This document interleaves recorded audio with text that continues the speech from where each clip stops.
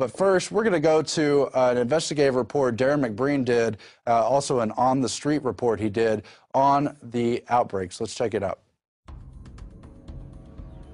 Government-funded universities across the Western world are developing massive warehouses full of bioweapons that they say is for biodefense under the BioShield program. Airborne Ebola, smallpox, bubonic plague, bird flu, and the H1N1 superbug are being weaponized and kept in moderately secured facilities like at the Galveston National Laboratory on the campus of the University of Texas. Now, this may be one of the biggest threats we now face, as the risk of a deadly virus escaping one of these laboratories and starting a global pandemic, well, it is a clear and present danger.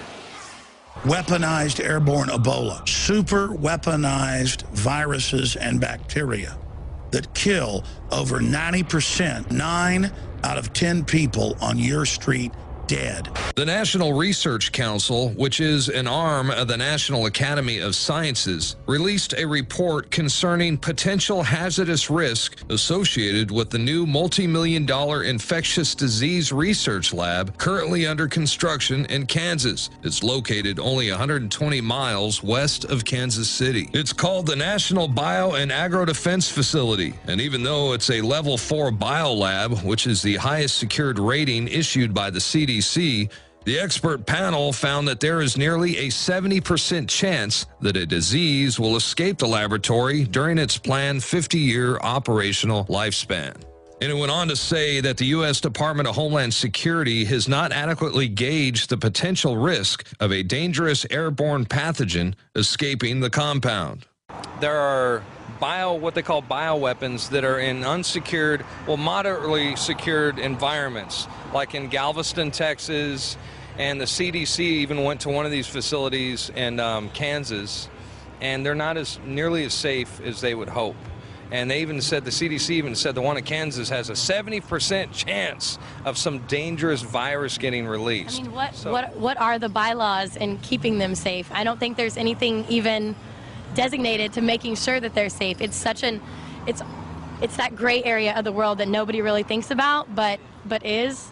Yes. Like, so you think it's a clear and present danger that we should try to prepare for, something like that? I think everybody should always be prepared for anything. You know, it's like hope for the best, prepare for the worst. That's right. Can you imagine the awakening that's going to happen if they release those bioweapons? After we've warned people so much, God Almighty, I hope the next phases of what we've broken down don't happen. God Almighty, I hope they don't.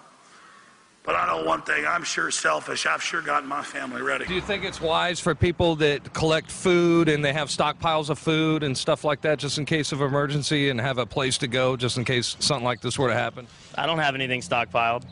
I'm all about having weapons. I'm all about getting as much ammunition as you can getting it, because everybody's going to get crazy. They're going to want to get their hands on whatever sources are available: food, water, natural resources, anything to keep the normalcy of life continuing. That's why I'm out here on the streets. I want to learn some street smarts, and if it goes down, then I want to be able to find your way around it. Yeah. Now let me tell you something.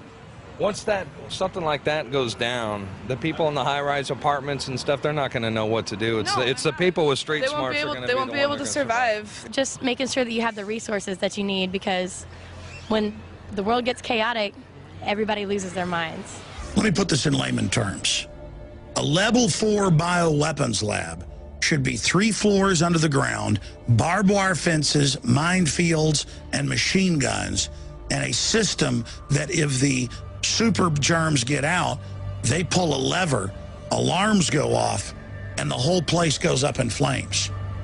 But instead, the global elite are storing it in level 2 facilities like the University of Texas at Galveston, behind a glass door with a swipe card, right there in Petri dishes.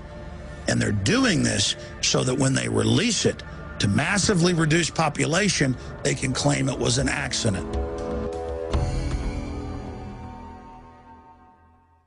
And it's so creepy, these cases where they're obviously trying to flirt with disease, trying to bring it back out, and overall weaken everyone's immune system and really at least consider a mega death. Let's hope they don't do it. But it's so creepy to study this stuff for years and know that people like Sir Thomas Malthus from the late 1700s, who really was the forebearer to this entire eugenics model, said openly, instead of promoting cleanliness to the poor, we should court the return of the plague, make the beds narrow together, the streets narrow, or stop cleaning the streets, allow disease to spread and hope it kills people to contain population. Then in the modern day, you see people like Lord Bertrand Russell saying, yes, it would be nice if we had a black plague once every generation to keep population levels intact. Well, someone else talked about something once in every generation. That was Thomas Jefferson talking about a new revolution to keep freedom alive once in every generation.